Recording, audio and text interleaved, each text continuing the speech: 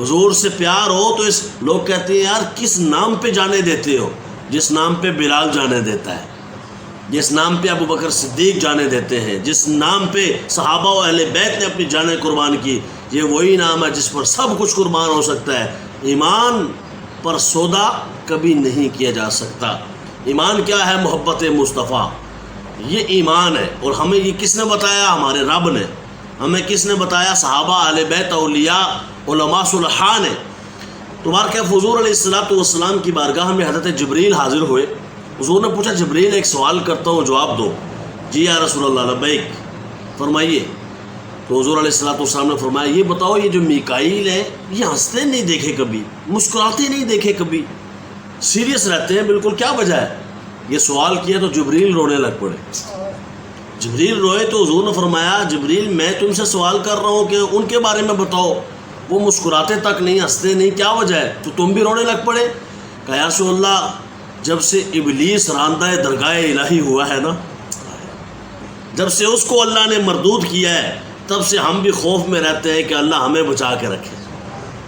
حضور علیہ السلام نے بے نیازی ظاہر کی اور فرمایا کہ اللہ تبارک و تعالی بے نیاز ہے، اور ظاہر ہے کہ ہمیں اس سے خوف رکھنا چاہیے۔ تم ٹینشن نہ لو، اللہ تبارک و تعالی تم سے ایسا معاملہ نہیں فرمائے گا، تم محفوظ رہو گے۔ حضور نے جبریل اور میکائیل کے لیے دعا فرمائی۔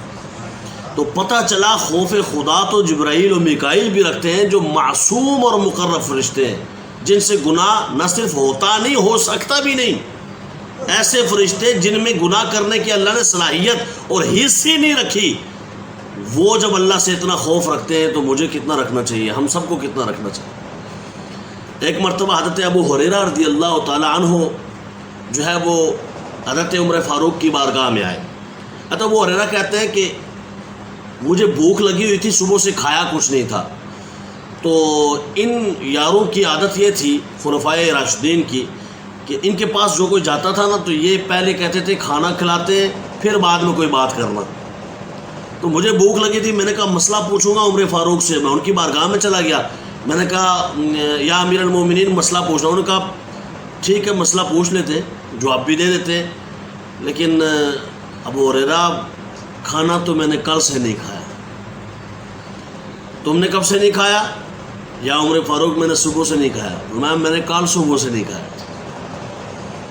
اچھا چلو چلتے ہیں ابو بکر صدیق کی بارگاہ میں، وہاں تشریف لے گئے۔ ابو بکر صدیق رضی اللہ تعالیٰ عنہ نے دیکھا، ملاحظہ فرمایا جی سوال ایک کرنا ہے، سوال جواب ہوا۔ ابو بکر صدیق نے پوچھا تو حضرت عمر فاروق نے عرض کی یا امیر المومنین میں نے کل سے کچھ نہیں کھایا، 2 دن ہو گئے۔ تو صدیق اکبر فرماتے ہیں مجھے 3 دن ہو گئے کچھ نہیں کھایا۔ اچھا آؤ چلتے ہیں حضور علیہ السلام کی بارگاہ میں۔ یعنی صحابہ جانتے ہیں کچھ نہ ملے تو حضور سے مل جائے گا۔ میرے کریم سے گر قطرہ کسی نے مانگا، دریا بہا دیے ہیں دربے بہا دیے ہیں۔ اللہ کیا جہنم اب بھی سرد ہوگا کہ رو رو کے مصطفیٰ نے دریا بہا دیے ہیں۔ تو حضور علیہ السلام کے در دولت پہ حاضر ہوئے۔ آقا کریم علیہ التحیۃ و تسلیم نے دیکھا نا تو دیکھ کے ہی سمجھ گئے، سوال نہیں کیا کوئی بھی صحابہ نے، سوال سے پہلے ہی حضور سمجھ گئے۔ تو حضور نے دیکھا، ملاحظہ فرمایا تو فرمایا کب سے کھانا نہیں کھایا؟ یا رسول اللہ، صدیق اکبر فرمانے لگے یا رسول اللہ مجھے تو 3-4 دن ہو گئے۔ فرمایا مجھے پھر 5-6 دن ہو گئے میں نے کچھ نہیں کھایا۔ آؤ کھلاتے ہیں، آؤ بھئی۔ اما السائل فلا تنہر کا جس جگہ آرڈر ہو کہ محبوب تیرے در پہ آئے تو خالی مت لوٹانا، تو وہ خالی کیسے لوٹا سکتے ہیں؟ جھولی ہی میری تنگ تھی کیا مانگتا میں، ان کی طرف سے تو کمی کوئی نہیں ہے۔ کون دیتا ہے دینے کو منہ چاہیے، دینے والا ہے سچا ہمارا نبی۔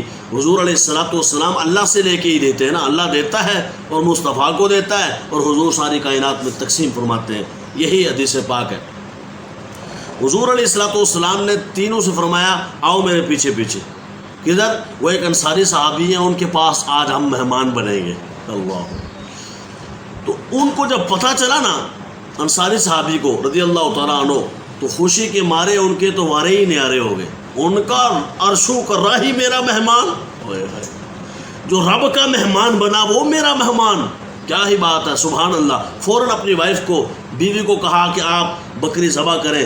تو بکری ذبح کی گئی، روٹی پکائی گئی، حضور علیہ الصلوۃ والسلام اور صحابہ کی بارگاہ میں پیش کی گئی۔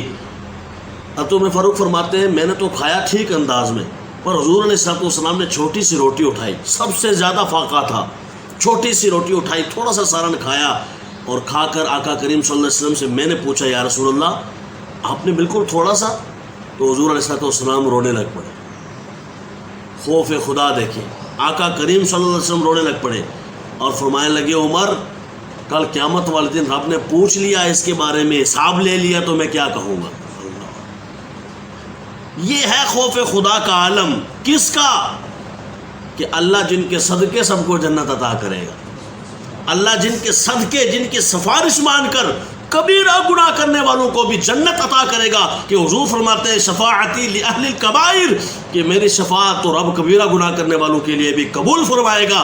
ایسے آقا کریم جو نبیوں کے امام ہیں، ایسے آقا کریم جو تاجدار ختم نبوت ہیں، وہ رو رہے ہیں اللہ کی بارگاہ میں خوف خدا سے، تو مجھے اور آپ کو کتنا خوف خدا رکھنا چاہیے، اس کا اندازہ ہمیں خود لگا لینا چاہیے۔ یہ خاص دن، یہ خاص راتیں اسی لیے ہیں، یہ رمضان المبارک کی آخری عشرہ اور آخری راتیں، نہ جانے پھر زندگی میں ہمیں یہ راتیں نصیب ہو سکیں یا نہ ہو سکیں۔ ان راتوں کو غنیمت جانتے ہوئے، ان کے دنوں کو غنیمت جانتے ہوئے ہم اللہ کی بارگاہ میں سچے تائب ہو جائیں۔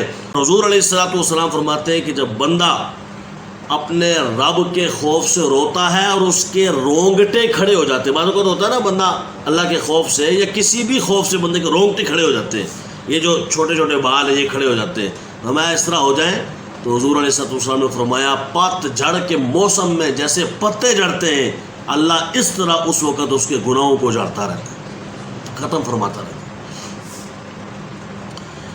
آپ نے حضرت نوح علیہ الصلوۃ والسلام کے بارے میں شاید یہ سنا ہو کہ حضرت نوح علیہ السلام کا نام جو لقب ہے نا، یہ نوح کیسے پڑ گیا؟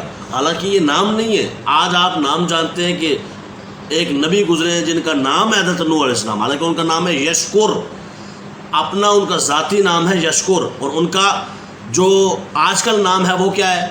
نوح علیہ السلام۔ یہ وہ نوحہ کرتے تھے، نوحہ کا مطلب رونا، یہ جو نوحہ تھا کس چیز کا تھا؟ اللہ کے خوف کا نوحہ تھا۔ مفتی احمد یار خان نعیمی رحمۃ اللہ تعالیٰ علیہ فرماتے ہیں اللہ کے خوف سے رونا یعنی نوحہ کرنا یہ عین عبادت ہے۔ ایک نوحہ وہ ہے جو ہمارے یہاں کیا جاتا ہے، وہ امام حسین رضی اللہ تعالیٰ عنہ پر یا مولا علی کرم اللہ تعالیٰ وجہ الکریم پر، یہ نوحہ اسلام میں قطعاً جائز نہیں ہے۔ وہ نوحہ جو نبیوں سے ثابت ہے یا جو دیگر جگہوں سے یہ لوگ ثابت کرتے ہیں نا، وہ فقط رونا ہے، رونا بس، اور وہ جائز ہے، شرعاً بالکل صحیح ہے، مستحسن عمل ہے کہ جب بھی ایسا واقعہ پڑھیں گے، سنیں گے، کربلا یاد آئے گی تو آپ کا رونا فطری طور پر یہ بنتا ہے، آپ رو پڑتے ہیں، اور یہ رونا ہر جگہ سے ثابت ہے، لیکن وہ مصر ہوتے ہیں کہ نہیں جی جان بوجھ کے رونا، جان بوجھ کے باقاعدہ اپنے آپ کو پیٹنا، یا جان بوجھ کے جو ہے وہ ایک دن مقرر کر لینا کہ ہمیں 10 محرم کو فلاں جگہ جمع ہوں گے اور وہاں جا کے ہمیں دکھ لگے گا، ابھی یہاں نہیں لگ رہا، اور وہاں جا کے بس ٹھیک ہے جی ادھر جا کے باقاعدہ دکھ لگائیں گے، ایک طاری کریں گے، اپنے اوپر احساس پیدا کریں گے کہ ہمیں بڑا دکھ ہو رہا ہے۔ اس طرح کا شرعاً اسلام میں مطلوب اور مقصود نہیں ہے۔ ہاں جب ان کا ذکر ہو اور بندہ رو پڑے یہ تو مستحسن عمل ہے، اچھا عمل ہے، اس سے کسی نے روکا نہیں۔ جب مجھے اور آپ کو اپنی والدہ کی، ماں کی، باپ کی، یا کسی کو اپنے بیٹے کی جو چلا گیا اس کی یاد آئے تو ہم رو پڑتے ہیں، تو یقیناً امام حسین کی اس طرح یاد آ جائے اور کوئی رو پڑے تو اس میں کون سی ایسی بات ہے؟ اس میں تو کوئی ایسی بات نہیں۔ لیکن جان بوجھ کے کہ مجھے 10 بجے رات کو باقاعدہ رونا آئے گا، ہم روئیں گے اکٹھے ہو کے، یا دن کو اتنے ٹائم روئیں گے، یہ کوئی ٹھیک عمل نہیں ہے اسلام میں۔ تو خوف خدا سے نکلا ہوا آنسو اللہ تبارک و تعالیٰ کی بارگاہ میں مقبول ہی بڑا ہے، یہاں تک کہ حضور علیہ الصلوۃ والسلام نے ارشاد فرمایا جس مومن بندے کی آنکھ سے خوف خدا سے اتنا آنسو کا قطرہ نکلا کہ جتنی مکھی کے پر ہوتے ہیں، مکھی چھوٹی سی ہوتی ہے نا، اس کا پر کتنا چھوٹا ہوتا ہے، فرمایا اس پر جتنا اس کا آنکھوں سے آنسو اللہ کے خوف سے نکلا، اللہ اس پر دوزخ حرام فرما دے گا۔ تو کوشش فرمایا کریں ضرور کہ جب دعا کریں اللہ کی بارگاہ میں روئیں، گڑ گڑائیں، اور جان بوجھ کے اس کی بارگاہ میں روئیں، کیونکہ اس نے حکم دیا ہے بھائی جس جگہ رونا ہے وہاں روتے نہیں، جس جگہ نہیں رونا وہاں روتے.